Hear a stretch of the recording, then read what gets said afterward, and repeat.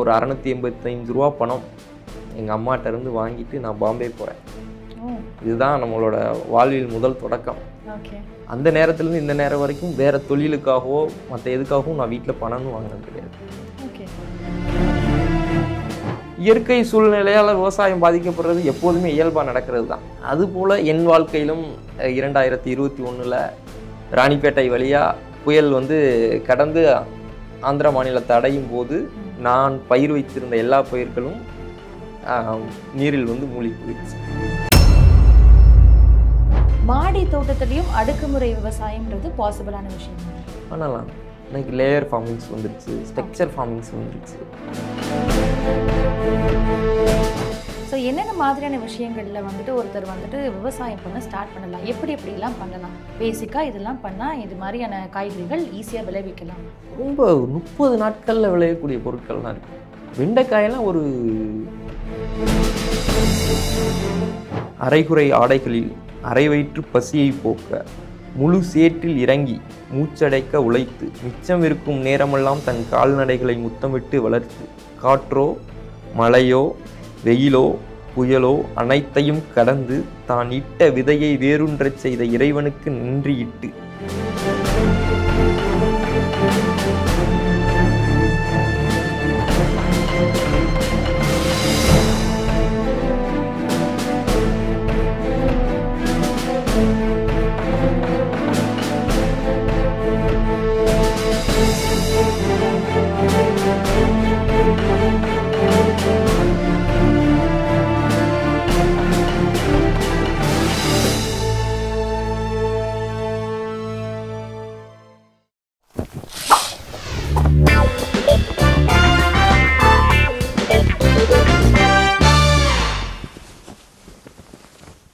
விவசாயத்து மேலே கொண்ட அதீத காதல்னால தன்னுடைய 18 வயசுல விவசாயத்தை பிடிச்ச அருண் இன்னைக்கு வெறும் 8 வருஷத்துல 21 நாடுகளுக்கு மேல எக்ஸ்போர்ட் பண்ணி இன்னைக்கு ஒரு சிறந்த விவசாயியாகவும் ஏற்றுமதியாளராகவும் சக்சஸ்ஃபுல்லா பல பிசினஸ் ரன் பண்ணிட்டு வர அருண் அவர்களை தான் இன்னைக்கு நம்ம நிகழ்ச்சியில பார்க்க இருக்கோம். வாங்க நிகழ்ச்சிக்குள்ள போலாம். வணக்கம், எப்படி இருக்கீங்க? நல்லா இருக்கேன், நீங்க எப்படி இருக்கீங்க? வணக்கம். சின்ன வயசுல எல்லாரும் டாக்டர் ஆகணும், இன்ஜினியர் ஆகணும்னு ஆசைப்படுவாங்க. நீங்க எப்படி விவசாயி ஆகணும்னு ஆசைப்பட்டீங்க? அதாவது விவசாயியோடு சேர்ந்து ஒரு வியாபாரி ஆகணுங்கிறது தான் என்னோட கனவாக இருந்துச்சு சின்ன வயசுலேருந்து. ஏன்னா என்னோட ஊர் ஒரு மலை கிராமம், திண்டுக்கல் மாவட்டம் நத்தம் அருகில் ஒரு அழகிய மலை கிராமம். 4 பக்கமும் மலைகளால் சூழப்பட்டதான் என்னோட கிராமம். எங்கள் ஊரில் விளையாத பொருட்களே கிடையாதுன்னு சொல்லலாம். மலை சார்ந்த பொருட்களும் சரி, பூமி சார்ந்த பொருட்களும் சரி, அது விளையிற பொருட்களை விவசாயிகள் ஏற்றுமதிக்கோ இறக்குமதிக்கோ நிறைய வாய்ப்புகள் இருந்தும் சந்தைப்படுத்த முடியாமல் கஷ்டப்பட்டாங்க. இதை சந்தைப்படுத்துகிற நோக்கத்தில் தான் நான் வியாபாரியாகவும் விவசாயியாகவும் மாறினேன். விவசாயியாக மாறினதுக்கு ஒரு முன்னோடியாக எனக்கு இருந்ததுக்கு என்னுடைய தாத்தா ஒரு காரணம். இன்னொரு முன்னோடியாக இருந்ததுக்கான காரணம் நம்மாழ்வார் ஐயா. அவங்கள பின்தொடர்ந்து இயற்கை விவசாயியாக மாறணுங்கிற ஒரு முன் எடுப்போட நான் இயற்கை விவசாயியாக மாறினேன். ஸோ இப்போ தாத்தா விவசாயத்தை எடுத்து பண்ணியிருந்தாலும் அப்பா விவசாயத்தில் இல்லை. அதை திரும்பி நீங்கள் எடுக்கிறப்போ உங்களுக்கு குடும்பம் ஆதரவாக இருந்தாங்களா? என்னென்ன மாதிரியான விமர்சனங்கள் எல்லாம் ஆரம்பத்தில் நீங்கள் சந்திச்சிங்க? அதாவது தாத்தாவும் நான் தாத்தாட்ட கேட்கும்போது தாத்தா கதை தான் சொல்லியிருக்காங்க. தாத்தா அப்பா விவசாயம் பண்ணலை. எங்கள் அம்மாவோட அப்பா அவங்க ஒரு ஹோட்டல் இண்டஸ்ட்ரி வச்சு பண்ணவங்க. அம்மாவோட அப்பா பண்ணதை கேட்டு நான் வளர்ந்தேன். அவங்க அந்த காலத்திலே கிட்டத்தட்ட 60-70களில் இங்கேருந்து கரும்புகளை கொண்டு மகாராஷ்டிரா மாநிலங்கள் அந்த மாதிரி இடத்துல விற்பனை செஞ்சு வந்திருக்காங்க. அந்த கதைகளை சொல்ல சொல்ல எனக்கு அது ஒரு ஆர்வமாக அமைஞ்சதுனால நான் இந்த துறைக்கு வர்றதுக்கு ஒரு முக்கியமான காரணமாக தான் அமைஞ்சிச்சு. எப்படி உங்களுக்கு இதெல்லாம் தொடங்க ஆரம்பிச்சிங்க? எப்படி யார்கிட்ட இதெல்லாம் கற்றுக்கிட்டீங்க? விவசாயம் இப்படி தான் பண்ணணுங்கிற விவசாயம் என்னோட வாழ்வியல் முறையிலே ஒன்று இருந்தது. நான் சிறு வயதுலேருந்து என்னை தூக்கி வளர்த்தவங்க, என்னை பார்த்து வளர்த்தவங்க, என்னை சுற்றி இருந்தவங்க எல்லாமே விவசாயி தான். என் வீட்டிலேருந்து பின்னாடி 10 அடிக்கு பின்னாடி கால் வச்சா ஒரு விவசாய பூமி சார்ந்த நிலங்கள் தான். அதில் பார்த்து வளரும்போது அந்த நேரங்கள்லேருந்தே எனக்கு விவசாயத்தின் மேலே ஒரு மிகப்பெரிய பற்று இருந்ததுனால எனக்கு அதை புரிந்துக்கிறதும் தெரிஞ்சுக்கிறதும் ரொம்ப எளிமையாக இருந்தது. 12ஆம் வகுப்பு முடிச்சுட்டு நல்ல ஒரு மதிப்பெண்ணோட கல்லூரிக்குள்ளே சேர்றேன். கல்லூரி படிப்பு மேலே நான் தொழில் செய்ய போகிறதுக்கு என்னோடய கல்லூரி படிப்பும் சம்மந்தம் இல்லாமல் எனக்கு தோணுனதன் காரணமாக தான் நான் விவசாயம் வியாபாரியாகவும் மாறுறேன். அந்த இடத்துலேருந்து நான் ஒரு 685 ரூபா பணம் எங்கள் அம்மாட்டேருந்து வாங்கிட்டு நான் பாம்பே போகிறேன். இதுதான் நம்மளோட வாழ்வில் முதல் தொடக்கம். ஓகே. அந்த நேரத்துலேருந்து இந்த நேரம் வரைக்கும் வேறு தொழிலுக்காகவோ மற்ற எதுக்காகவும் நான் வீட்டில் பணம்னு வாங்கினது கிடையாது. ஓகே. அந்த 18ஆம் வயதில் நான் வாங்கினது. பாம்பே போயிட்டு அப்போவும் மார்க்கெட்டு தான் போகிறேன். அப்போயும் இந்த காய்கறி பழங்கள் சம்மந்தப்பட்ட தொழிலை தான் கற்றுக்கிறேன். திரும்பி வந்து அதுக்கான விவசாயம் வேணும், நானே விவசாயம் பண்ணணும், அந்த விவசாய பொருட்களை நானே விற்பனை பண்ணணும் அப்படிங்கிறதுக்காக எனக்கு அப்போ வந்து இந்த இயற்கை சார்ந்த விவசாய பொருட்களை வாங்குறதுக்கு எனக்கு கஸ்டமர்ஸ் தேவைப்பட்டாங்க. அதை வாங்குகிறோம். அப்போ அது மொத்தமாக எனக்கு சென்னை போன்ற மாநகரங்களில் தான் இருக்க மக்கள் தான் அதை விரும்புனாங்க, அதோட புரிதலோடு வாங்க ஆரம்பித்தாங்க. அப்போ நான் திண்டுக்கல்லேருந்து பண்ணும்போது எனக்கு அதுக்கு இடையூறு இருக்குங்கிற ஒரு பட்சத்தில் நான் ராணிப்பேட்டைக்கு வரேன். இங்கே வந்து ஒரு லீஸ்க்கு ஒரு லேண்ட் எடுத்து அங்கே ஃபார்மிங் பண்ணி அங்கேருந்து ஒரு 3 மணி நேரம் ட்ராவலில் அதை சென்னைக்கு கொண்டு வந்து சேர்த்து சென்னையில் உள்ள அடுக்குமாடி குடியிருப்பில் உள்ள எல்லாருக்கும் பகிர்ந்து அந்த பொருட்களை கொடுத்து வந்தேன். இப்படி தான் நம்மளோட இயற்கை விவசாய பயணம் தொடங்குச்சு. அந்த பயணம் அடுத்தடுத்த கட்டமாக நான் வந்து வியாபாரியாகவும் இருந்தேன், விவசாயியாகவும் இருந்தேன். ரெண்டுமே நானாக இருந்ததுனால எனக்கு நல்ல ஒரு வருமானம் கிடைத்தது. இயற்கை சூழ்நிலையால் விவசாயம் பாதிக்கப்படுறது எப்போதுமே இயல்பாக நடக்கிறது தான். கட்டாயம். அதுபோல் என் வாழ்க்கையிலும் 2021 ராணிப்பேட்டை வழியாக புயல் வந்து கடந்து ஆந்திர மாநிலத்தை அடையும் போது நான் பயிர் வைத்திருந்த எல்லா பயிர்களும் நீரில் வந்து மூழ்கி போயிடுச்சு. அந்த நொடி எனக்கு வாழ்க்கை மறுபடியும் ஒரு கேள்விக்குறி. அங்கேருந்து பயணமாகி திரும்பி கொல்லிமலை போனேன். கொல்லிமலையில் அங்கே என்னோடய நண்பர்களோடு சேர்ந்து விவசாயம் பண்ணலாம் அப்படிங்கிறக்காக போயிட்டு அங்கே ஒரு 4-5 ஏக்கர் லேண்ட் லீஸ்க்கு எடுத்து அங்கே விவசாயம் பண்ணிட்டு அங்கே இருந்தேன். திரும்பி அங்கேருந்து ஒரு 3-4 மாத காலத்தில் சரி இது எதுவுமே நமக்கு வேணும், நம்ம ஊர் ஒரு விவசாய பூமி, அந்த இடத்துக்கே போய் நம்மளோட விவசாயிகளோட முன்னேற்றத்துக்காக என்ன நம்மளால் பாடுபட முடியுமோ அதை பண்ணுவோம்னு சொல்லிட்டு நான் பார்த்து வளர்ந்த பயிரில் எனக்கு முக்கியமான பயிர் விவசாயம். நத்தம் சுற்றுவட்டார பகுதி, நத்தம் வந்து ஒரு மேங்கோ சிட்டி தான், மேங்கோ டவுன் தான் அது. அந்த மாம்பழ நகரத்துக்குள்ளே நம்ம வளர்ந்ததுனால மாம்பழத்து மேலே ஒரு அதீத ஆர்வம் வந்தது எனக்கு. இந்த மாம்பழம் எங்கள் ஊரில் வந்து ஒரு 3 கூழ் தொழிற்சாலைகள் இருக்குது மிகப்பெரிய அளவில். வருடத்திற்கு 2 லட்சம்லேருந்து ஒரு 3 லட்சம் மெட்ரிக் டன் மாவு வந்து உற்பத்தி செய்யக்கூடிய ஊரில் நத்தம் ஒரு மிகப்பெரிய ஊர். ஆமாம், அதனால அந்த விவசாயத்து மேலே ஈடுபடுறேன். மக்கள் அதை வந்து 2020-21 நான் அங்கே போகும்போது கரெக்டாக கொரோனா லாக்டவுன் போடுறாங்க. மக்கள் இதை விற்பனைக்காக ரொம்ப தடுமாறுறாங்க. நான் பாம்பேலாம் இருந்ததுனால சென்னை மார்க்கெட்லாம் எனக்கு தெரிஞ்சதுனால பொருட்களை வெளியில் கொடுக்க ஆரம்பிக்கிறேன். விவசாயத்துன்னு சொல்கிறேன். அதுக்கு முன்னாடியே மாம்பழங்களை கொஞ்சம் கொஞ்சமாக வியாபாரம் பண்ணிக்கிட்டு இருந்தேன். வியாபாரம் செய்திருந்தனால எனக்கு அனுபவம் இருந்ததுனால திரும்பி கொரோனா அந்த அவங்க லாக்டவுன் வந்து எனக்கு ஒரு மறு இதாக அமைஞ்சது. அப்போ என்னோடய மக்கள் விற்பனைக்கு தயங்கும் போது அந்த பொருளை நான் விற்பனை செய்து கொடுத்ததுனால என் மக்களுக்கு என் மேலே ஒரு மிகப்பெரிய நம்பிக்கை வந்தது. அந்த நம்பிக்கை தான் இன்றைக்கி அருண் இந்த இடத்துல உட்கார்ந்து இந்த வெள்ளை சட்டை போடுறதுக்கு பல சேரடைந்த சட்டைகள் மூலமாக என் மக்கள் எனக்கு கொடுத்தது தான் இந்த வெள்ளை சட்டை. நான் அந்த வெள்ளை சட்டை போட இன்னைக்கு என் மக்கள் வந்து ஒரு மிகப்பெரிய காரணம். என் மக்களுக்கு என்றென்றுக்கும் நன்றி. நீங்கள் என்னென்ன பயிர் வகைகள்லாம் வந்துட்டு விளைவிச்சிருக்கீங்க? 2 ஏக்கர் நிலத்தில் நான் 10லேருந்து 12 வகை பயிர்களை பயிரிடுறேன். அந்த 12 வகை பயிர்களும் காய்கறி பயிர்களாக பயிரிட்டு அந்த காய்கறி பயிர்களை நானே நேரடியாக சென்னையில் வந்து சந்தைப்படுத்துகிறேன். ஒரு நிரந்தர விலைக்கு, ஏற்ற இறக்கம் இல்லாத ஒரு நிரந்தர விலைக்கு மக்கள் வாங்க தயாராக இருக்காங்க. ஆனால் அதற்கான பொருளை நம்ம தான் உற்பத்தி பண்ணி அந்த பொருள் உண்மையின் அடிப்படையில் இப்படி தான் விளைந்ததுங்கிற ஒரு நம்பிக்கை உங்கள் மேலே ஏற்பட்டால் எல்லா மக்களும் அந்த விலையை நிரந்தர விலை கொடுத்து வாங்க தயாராக இருக்காங்க. அதே மாதிரி விவசாயிகள் அதிகப்படியான பொருட்களை விளைவிக்கிறத தவிர்க்கணும். ஏக்கர் கணக்கில் இந்த வருஷம் ஒரு விளைச்சல் ஏற்பட்டுருச்சுன்னா அடுத்த வருஷம் நல்ல விலை கிடச்சிருச்சு, இந்த பொருளை எல்லாரும் விவசாயம் பண்ணணும்னு பண்ணக்கூடாது. அப்போ அடுத்த வருடம் அந்த பொருளோட விலை மிக குறைவாக இருக்கும். இப்போ எங்களோட மலைப்பகுதிகளில் போன வருஷம் வந்து சௌச்சௌ வந்து நல்ல விலை கிடைத்தது. இந்த வருஷம் எல்லாரும் சௌச்சௌ போட்டாங்க. அப்போ அந்த சௌச்சௌ இன்னைக்கு 50 கிலோ மூட்டை வந்து ஒரு 150லேருந்து 200 ரூபாய் தான் போகுது. அது எங்களுக்கு பறிப்பு கூலிக்கு கூட கட்டாதுங்கிறது தான் மிக பெரிய உண்மை. விலை வந்து அப்படியே குறைஞ்சிருது. ஆனால் விவசாயியால் அதை அப்படியே விட்டுற முடியும்.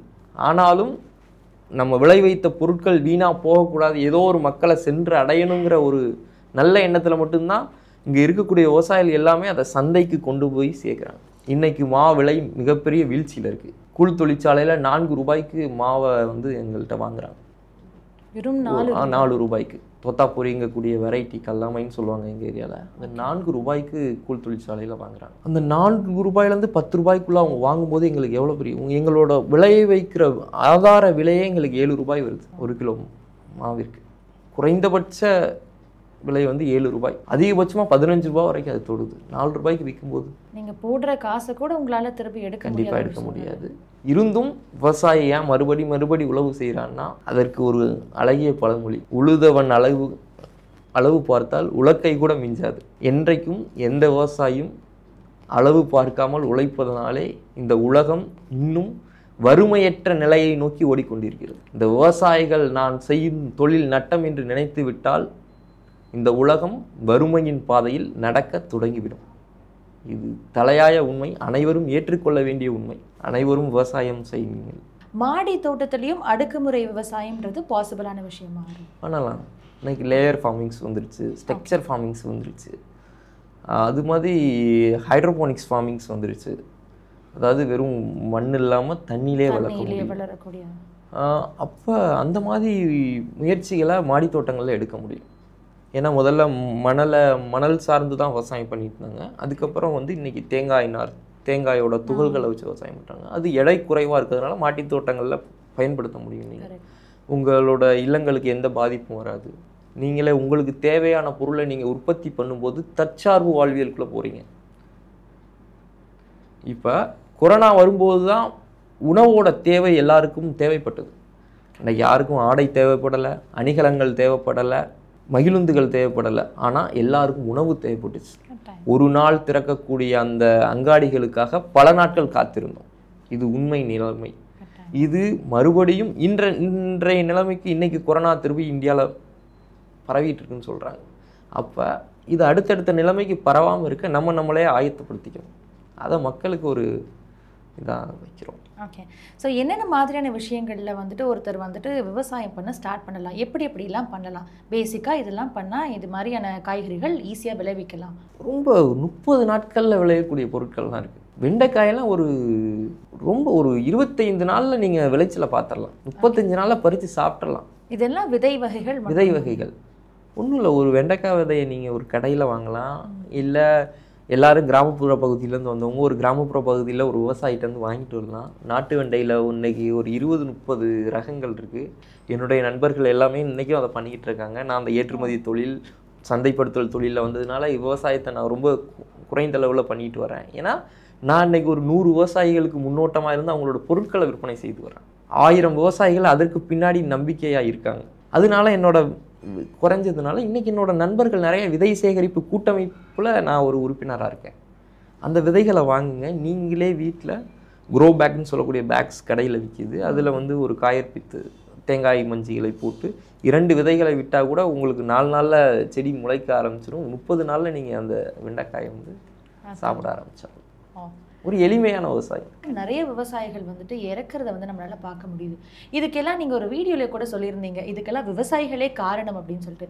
எதை வச்சு விவசாயிகளே இதுக்கான காரணம்? விவசாயிகளே காரணம்னா இப்போ மற்ற தொழில் முறைகளை எடுத்துக்கிட்டா இன்றைக்கி முன்னெடுப்பு வந்துடுச்சு.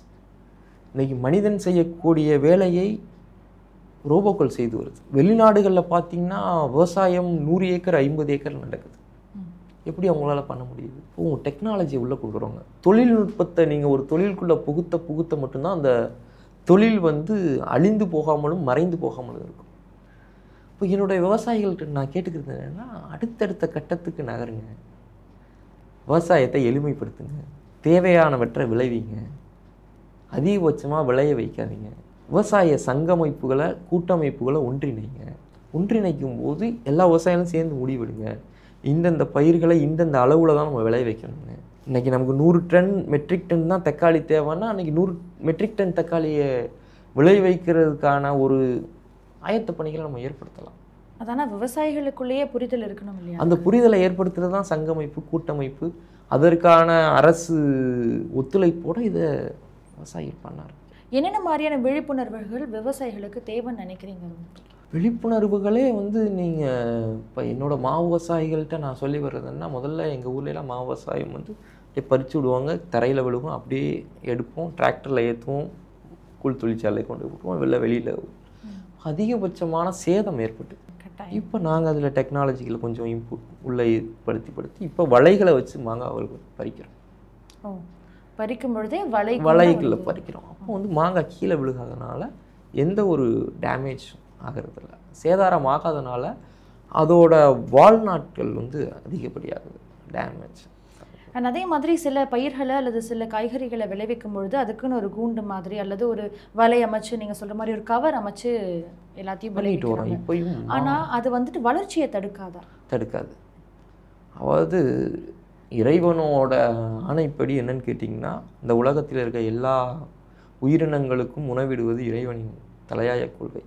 கல்லுக்குள் இருக்கும் தேரைக்கும் உணவளிப்பது இறைவன் தான். நீங்கள் எதோட வளர்ச்சியும் யாரும் தடுக்க முடியாது இயற்கையில். இப்போ நீங்கள் சொன்னது மாதிரி ஃப்ரூட் ப்ரொடக்ஷன் கவர்ஸ்ன்னு இருக்குது, ப்ரொடெக்ஷன் கவர்ஸ். அதாவது மாம்பழத்திற்கு, கொய்யா இது போன்ற பயிர்களுக்கு நாங்கள் பயன்படுத்தி வரோம். அதாவது இதில் வந்து பல ஈக்களோட தொல்லைகள் அதிகமாக இருக்குது. அது இல்லாமல் மழை பெய்யும் போது இதில் சாரல், மங்கு அந்த மாதிரிலாம் ஒரு குறிப்பிட்ட நோய்களை சொல்லுவோம். என்னன்னு கேட்டிங்கன்னா, இது ஒரு சில பூச்சிகளோட எச்சம்.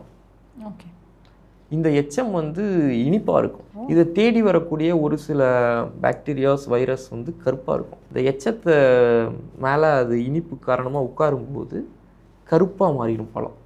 இந்த கருப்பான பழம் சந்தையில் இன்றைக்கி 100 ரூபாய் போகக்கூடிய பொருள் 50 ரூபாய் 40 ரூபாய்க்கு மேலே விலை போகாது. 10 ரூபாய் போகிற பொருள் 3 ரூபா 4 ரூபாய்க்கு மேலே விற்காது. ஏன்னா 2ஆம் தரமாக்கப்படும்.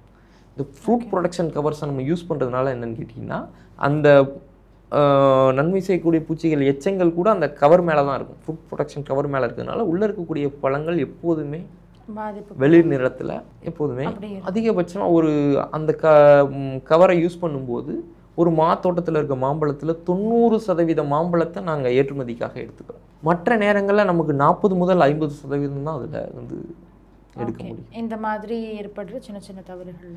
ஓகே.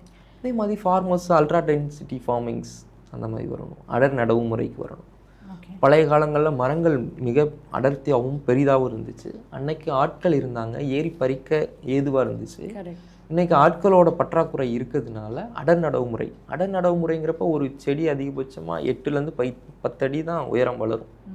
அப்போது ஒரு மாங்காவை நம்ம நேரடியாக நம்மளோட கைகள்லேயே பறிக்க முடியும். ஹேண்ட் பிக்கிங்னு சொல்லுவோம். ஏதாவது எக்ஸ்போர்ட் மேங்கோஸ் வந்து ஹேண்ட் பிக்கிங் தான் பண்ணணும். அப்போ தான் அதில் வந்து சேதாரங்கள் குறைபடும். ஏன்னா நம்ம இங்கேருந்து அனுப்பக்கூடிய மாங்காய் பழமாக மாறி அமெரிக்கா போன்ற நாடுகளுக்கு கப்பல் வழியாக சென்றடையும் போது 30 நாட்கள் ஆகும். சரியான வழிமுறைகளை பின்பற்றினால் மட்டுமே அந்த பொருள் ஒரு நுகர்வோர் கைக்கு போய் சேரும்போது மாம்பழமாக அழகாக போய் சேரும். இதற்கு இந்த மாதிரி வழிமுறைகள் எல்லாம் இப்போ என்னுடைய விவசாயிகளுக்கு, என் சுற்று வட்டாரத்தில் உள்ள விவசாயிகளுக்கு நான் பயிற்சி செய்து வரேன். மற்றபடி கவர்மெண்ட்டோடு சேர்ந்து நிறையா வந்து ஒர்க் ஷாப்ஸை கண்டக்ட் பண்ணுறாங்க. அதுலேயும் போய் அவங்களுக்கு அந்த அறிவுரைகளை வழங்கி வரேன். ஏன்னா என்னோடய விவசாயிகளால் தான் நான் வளர்ந்தேன். என் உயிர் உள்ள வரைக்கும் அவங்களுக்கு நன்றி கடனாகவும் அவங்களோட வாழ்வியலோட மாற்றத்திற்கு என்னால் என்ன பணி ஆற்ற முடியுமோ அதை தொடர்ந்து ஆற்றிட்டு வரேன். ஸோ எந்தெந்த வகையெல்லாம் ஒரு விவசாயிகள் பொதுவாக பாதிக்கப்படுறாங்க, எதுலலாம் ஒரு விவசாயியோ அல்லது பொதுவாக எல்லாரும் கேர்ஃபுல்லாக இருக்க வேண்டிய அவசியம் இருக்குது? இயற்கையால் வரக்கூடிய நட்டத்தை நீங்கள் சரி கட்ட முடியாது. இயற்கை வந்து அதான் நான் சொன்னேன்ல, ஒரு அழகிய கவிதை நேற்று இந்த இதுக்காக வர்றதுக்காக இது பண்ணேன். அதை கூட உங்களுக்காக படித்து காமிக்கிறேன். அரைகுறை ஆடைகளில் அரை வயிற்று பசியை போக்க முழு சேற்றில் இறங்கி மூச்சடைக்க உழைத்து மிச்சம் இருக்கும் நேரமெல்லாம் தன் கால்நடைகளை முத்தமிட்டு வளர்த்து காற்றோ மழையோ வெயிலோ புயலோ அனைத்தையும் கடந்து தான் இட்ட விதையை வேறுன்றச் செய்த இறைவனுக்கு நன்றியிட்டு பருவங்கள் மாற மாற பயிர்கள் உடனே சேர்ந்து அவனும் வளர்ந்து பரிந்து நிற்கும் பயிரை பார்த்து பசி மறந்து தூக்கம் துறந்து அதை காத்து களம் சென்று சேர்த்து நெல்மணிகளாக உதிர்த்து அரவையகம் வரை சென்று சேர்ப்பதற்குள் ஒரு விவசாயி அடையும் இன்னல்கள், சந்தோஷங்கள் அனைத்தும் அளப்பரியது. ரொம்பவே அழகான ஒரு கவிதையிலே இது எல்லாத்தையுமே அடக்கிட்டீங்க. இந்த கவிதை நான் எழுதும்போது, அதாவது ஒரு விவசாயி அடையக்கூடிய இன்னல், அந்த பயிர் வளரும்போது உங்கள்கிட்ட நான் முன்கூட்டி சொன்னது போல் ஒரு விவசாயி அடையும் இன்னல்கள், அது வளரும்போது அடையக்கூடிய சந்தோஷம், தன்னோட வாழ்வியலை அடக்கி வச்சிருக்காங்க. இன்றைக்கும் இந்தியா, அதுலேயும் குறிப்பிட்டு தமிழகத்தில் மட்டும்தான் கால்நடைகளையும் ரேஷன் கார்டில் கூட சேர்க்கக்கூடிய அளவுக்கு பாசமாக கால்நடைகளை வளர்க்கக்கூடிய ஒரு சமூகத்தில் பிறந்தவங்க நம்ம. அது நம்ம வாழ்வியலில் ஒன்றிச்சு. ஏன்னா மனிதன் விவசாயத்துக்குள்ளே வர முக்கியமான காரணமாக இருந்தது கால்நடைகளை வைத்து தான் நம்ம முத விவசாயத்தை ஆரம்பிக்கிறோம். இந்த மண்ணை கிண்ட நமக்கு ஒரு கருவி தேவைப்பட்டுச்சு. கருவியை பூட்டுறதுக்கு ஒரு மாடு தேவைப்பட்டுச்சு. அந்த மாடு கொடுக்கக்கூடிய சாணத்தை வச்சு விவசாயம் பண்ணோம். அது கொடுக்கக்கூடிய பாலை வச்சு நம்ம குழந்தைகளை வளர்த்தோம். இது ஒரு வாழ்வியல் முறையாக அப்படியே நம்மள்கிட்ட பயணமாயிடுச்சு. இன்றைக்கி எத்தனையோ வெளிநாடு ரக மாடுகள் இருந்தாலும் நம்ம நாட்டு மாடுகளும் இன்றைக்கி அதற்கு ஈக்குவலாக திரும்பி ரீஜென்ரேட் ஆகிட்டுருக்கு. அதை வளர்க்கக்கூடிய எல்லா விவசாயிகளுக்கும் நான் நன்றி தெரிவிச்சுக்கிறேன். எல்லாரும் நாட்டு மாடுகளை நிறையா வளங்க. இன்னைக்கு எதை எடுத்தாலும் ஒரு ஹைப்ரிட், ஒட்டு செடி, ஒட்டு மாங்காய் அண்ட் ஒட்டு வகைகள் அண்ட் ஃபர்டிலைசர்ஸ்லேருந்து பெஸ்டிசைட்ஸ்லேருந்து எல்லாமே அதீதமாயிடுச்சு. இதெல்லாம் எங்கே மாற்றம் உண்டாச்சுன்னு நினைக்கிறீங்க? இந்த ஆர்கானிக் ஃபார்முக்கும் முன்ன இருந்த ஃபார்முக்கும் இருக்கிற வித்தியாசம் என்ன? இது இந்தியாவில் பஞ்சம் வர ஆரம்பிக்குது. இப்போ மக்கள் தொகை அதிகரிக்கிற நேரத்தில் அரசு ஏதோ ஒரு நடவடிக்கை எடுத்தால் பசுமை புரட்சிங்கிற நடவடிக்கைக்குள்ளே போகிறாங்க. இப்போ வெளிநாடுகள்லேருந்து உரங்களை இறக்குமதி பண்ணுறாங்க. யூரியா போன்ற உரங்களை இறக்குமதி பண்ணி அதை மக்களுக்கு கொடுத்து வளர்ச்சியை காமிச்சு எப்படி வளருது பாருங்கள். இப்போ மனிதன் பழக்கமாகறான். ஒரு குறிப்பிட்ட நேரத்திற்கு பிறகு உரம் போடாட்டி இந்த எதுவுமே வளராதுங்கிற மனநிலைக்கு விவசாயிகள் தள்ளப்படுறாங்க. இப்போ அரசு அதுக்கான விழிப்புணர்வு ஏற்படுத்தி வர்றாங்க. மத்திய அரசும் சரி, மாநில அரசுகளும் சரி. இன்னும் நிறைய கூட்டமைப்புகள், படித்தவர்கள், என்ஜிஓக்கள் இது கஷ்டம்தான். ஆனாலும் இதை மாற்றுறதுக்கு ஒரு சில மனிதர்களால் மட்டும் முடியாது. இங்கே இருக்கக்கூடிய படித்த இளைஞர்கள் எல்லாரும் சேர்ந்து இதை மாற்றணுன்னா கால்நடைகள் தேவை, நாட்டு மாடுகள் தேவை. இதெல்லாம் வச்சு மட்டும்தான் நம்மளால் இதை மாற்ற முடியும். நீங்கள் இந்த இன்ஆர்கானிக் ஃபார்மிங்கையும் பார்த்துருக்கீங்க, ஆர்கானிக்கில் விளைவித்த பொருட்களையும் பார்த்துருக்கீங்க. ஸோ அதுக்கு வித்தியாசம் எப்படி ஒருத்தர் கண்டுபிடிக்கிறது? விவசாயிகள் இயற்கை விவசாயிகள் தனியடியாக அவங்களே சந்தைப்படுத்துகிறாங்க. இயற்கை விவசாய பொருட்கள் சில பேர் அவங்களே இயற்கை விவசாயம் தான் பண்ணுறோங்கிறதே தெரியாமல் மார்க்கெட்டுக்கு வருது. ஒரு சிலமே இயற்கை விவசாயிகள் அவங்களே இப்போ எண்ணெயை போன்று விவசாயிகள் அவங்களே நேரடியாக எடுத்து சந்தைப்படுத்துகிறாங்க. இதை எப்படி கண்டுபிடிக்கிறது அப்படிங்கிறத விட இதை தனித்தனியாக பிரிக்காமல் இது மொத்தமாக மாற்றுறதுக்கான வழியை தான் நம்ம கண்டுபிடிக்கணும். விவசாயிகளை ஒதுக்குறதோட அவங்கள எல்லாத்தையும் சேர்த்து எப்படி இந்த பாதைக்கு கூட்டு வர்றதுங்கிறது தான் நம்மளோட கொள்கை. அந்த அளவுக்கு சாத்தியம்னு நினைக்கிறீங்க? சாத்தியம்தான். அதாவது அளவுகோலை குறைக்கலாம், பாதிப்பை குறைக்கலாம். அளவுகோலையும் பாதிப்பையும் குறைச்சிட்டிங்கனாலே அது இயற்கை விவசாயத்துக்கு ஈடாயிரும். விவசாயங்களில் இயற்கை விவசாயம் இருக்குது, நேச்சுரல் ஃபார்மிங் இருக்குது. வெறும் மழையும் புயலையும் வச்சு அதுவாக வளருது. எந்த மனிதனோட இப்போ எங்கள் ஏரியாவில் அப்படி விளையக்கூடிய ஒரே ஒரு பொருள் மலை வாழை, சிறுமலையோட மலை வாழை. இன்றைக்கும் நாங்கள் அதை உலகம் பூரா நான் ஏற்றுமதி செஞ்சுட்டு வரேன். இந்தியா பூரா அதை விற்பனை செய்கிறேன். அதுக்கு ஒரு டிமாண்ட் இருந்துக்கிட்டே இருக்குது. என்னன்னு கேட்டிங்கன்னா அதை யாரும் பராமரிக்க மாட்டோம். அப்படியே வாழையடி வாழை அந்த வாழை வளர்ந்துக்கிட்டே இருக்கும். அதிகபட்சம் பராமரிப்புனா எங்கேயாவது இங்கே இருக்க கண்ணை எடுத்துக்கொண்டு இன்னொரு இடத்துல வைப்பாங்க. அது அங்கே உள்ளக்கூடிய அந்த பனி நீர்லேயே வளரும். மழை பெய்கிறப்ப தண்ணி எடுத்துக்கும், அதுவாக வளரும். ஆனால் அந்த வாழைப்பழம் கருப்பாக தான் இருக்கும், தோல் பலன்னு இருக்காது. ஆனால் அந்த பழத்தோட நன்மை தெரிந்ததுனால எல்லாமே அதை வாங்கி சாப்பிட்றாங்க. இதே மாதிரி மற்ற பழங்களையும் அதை கொண்டு வரணும். கருப்பாக இருந்தாலும் அந்த பழத்தை வாங்கி சாப்பிடணும். தோல் மட்டும்தான் கருப்பாக இருக்கும். நம்ம சாப்பிட போகிறது உள்ளே இருக்கக்கூடிய பழத்தை தானே. ஆனால் பழங்கள்லோ அல்லது காய்கறியிலோ எந்த மாதிரியான இந்த அடையாளங்கள் இருந்தால் அது உகந்தது சாப்பிட்றதுக்கு? இட்ஸ் ஓகே, இது எப்படி இருந்தால் பரவாயில்லைங்கிறது கிடையாது. நீங்கள் எப்படின்னா ஒரு மழை பெய்யும் போது இயற்கையாகவே காய்கறிகளில் கருப்புத்தன்மை ஏற்படும். மழை பெஞ்ச உடனே மண்ணில் உள்ள சத்து போயிடும். அடுத்து வரக்கூடிய விளைச்சலில் அந்த கொஞ்சம் வெளி நிறத்தில் வரும் காய்கறிகள். ஆனால் அது சத்து குறைந்த காய்கறிகள் கிடையாது, சாப்பிட உகந்தது அற்ற காய்கறிகள் கிடையாது, எல்லாமே உகந்தது தான். மக்கள் இந்த மனநிலையை ஏற்றுக்க ஆரம்பிக்கணும். அதுதான். இதை நீங்கள்லாம் ஏற்றுக்க ஆரம்பிச்சிங்கன்னா ஆட்டோமேட்டிக்காக எல்லா விவசாயியுமே பெஸ்டிசைட்லேருந்து வெளில வந்துடுவாங்க, தெளிப்பான்லேருந்து வெளில வந்துடுவாங்க. அதுக்கான விழிப்புணர்வு எல்லாருக்கிட்டையுமே குறைவாக இருக்குன்னு கூட சொல்லலாம் இல்லையா? இந்த மாதிரி நம்ம பேச பேச அது மாறும். கருப்பாக இருக்க காய்கறி நல்ல படத்தோட இது மாதிரி கருப்பாக இருக்கன்னு கேட்டேன், அப்படி கிடையாது. அது இது எல்லாமே ஒரு வாழ்வியல் முறைக்குள்ளானங்கள். அந்த நேரத்தில் நம்மளே பறித்தோம், அப்படியே வெட்டினோம், சாப்பிட்டோம், அப்போ போனோம், அப்போ தெரியல. சந்தைப்படுத்துதல் உள்ளே வரும்போது தரங்கள் பிரிய ஆரம்பிக்குது. நம்ம வீட்டில் சின்ன வயசில் நீங்கள் பார்த்துருப்பீங்க, கத்திரிக்காய் வெட்டுவாங்க அம்மா. கிராமப்புறங்களில் நீங்கள் வளர்ந்துருந்தா தெரிஞ்சிருக்கும். நாங்கள் எங்கள் வயல்லேருந்து தான் பறிச்சுட்டு வருவோம். கத்திரிக்காய் வெட்டுவாங்க, ஒரு இடத்துல பூச்சி இருக்கும், அந்த பூச்சி இருக்க இடத்த வெட்டி தூக்கி போட்டு மீதி இருக்க இடத்த பயன்படுத்துவாங்க. ஆனால் இப்போ என்னன்னு கேட்டிங்கன்னா, சின்னதாக அதில் ஒரு புள்ளி அளவு இருந்தால் கூட அதை யாரும் வாங்குறது கிடையாது. அந்த கத்திரிக்காவே எடுக்கிறது இல்லை. ஆமாம். அதுவும் இல்லாமல் அந்த காலத்தில் குழந்தைகள் வந்து யாரும் கடைகளுக்கு செல்வதில்லை. உங்களுக்கு பிரச்சனை இல்லை. இன்றைக்கி கூட்டிகிட்டு போகிறீங்க, நீங்கள் அந்த பழங்களையோ காய்கறிகளையோ எடுக்காமல் இருக்கும்போது அந்த குழந்தைக்கு அது பரிச்சயப்படும். இப்போ நம்மளும் இதெல்லாம் வாங்கக்கூடாது. இப்படி ஒரு கருப்பு புள்ளி இருந்தாலே வந்து அதை நம்ம ஒதுக்க வேண்டிய விஷயமா பார்க்குறாங்கல்ல. அது விலையாக தான். நான் இப்போ அந்த கவிதையில் படித்தது மாதிரி யோசிச்சு பாருங்கள். ஒரு நெல்மணியை பார்க்க அவ்வளோ கஷ்டம் இருக்குது. ஒரு மாம்பழத்தை பார்க்க 4 மாதம் ஆகும். மாம்பழம் அப்படி மொட்டு விடும்போது மழை பெய்யக்கூடாது, கருகி போயிடும். மொட்டு விரியும் போது அதிகமாக வெயில் அடிக்கக்கூடாது, கொட்டி போயிடும். மணியாக இருக்கும்போது குறைந்தளவு மழை பெய்யணும். அப்போ தான் அந்த மணி வந்து காயாக மாறும். அது பயணிக்கிற நேரத்தில் காற்றடிக்கக்கூடாது, காற்றடிச்சா விழுந்துடும். இத்தனை இன்னல்களை கடந்து தான் ஒரு மாம்பழம் உருவாகுது. அந்த மாம்பழத்தை கருப்பாக இருக்குன்னு சொல்லி தூக்கி போட்டும்போது அதை விளை வைத்த விவசாயிகளோட நிலைமை. இன்றைக்கும் மாம்பழத்தில் நிறையா பெஸ்டிசைடு வைக்கிறாங்க, கல் வைக்கிறாங்கன்னு சொல்லி தான் மாம்பழத்தை ஒதுக்குறாங்க. கட்டாயம். ஆனால் இன்றைக்கி வந்து அதுக்கெல்லாம் அரசு வந்து ஒரு ரெகுலேஷன் கொண்டு வந்துருச்சு. எல்லா சந்தைகள்லையுமே ரெகுலேட்டடான பழுக்க வைக்கும் முறையை தான் ஃபாலோ பண்ணுறாங்க. அதாவது 100% இன்றைக்கி வந்து 20% அதோட இது குறைஞ்சிருச்சு. இப்போ வந்து எதை எடுத்தாலும் அடல்ட்ரேட்டட் ஃபுட், கலர் கலக்கிறாங்க. அதை ஒரு சந்தைப்படுத்தும் வித்தையாக பயன்படுத்துகிறார்கள். இன்னைக்கு வந்து தர்பூசணி பழத்தில் அப்படி ஒரு பிரச்சனை நடக்குதுன்னு சொல்கிறாங்க.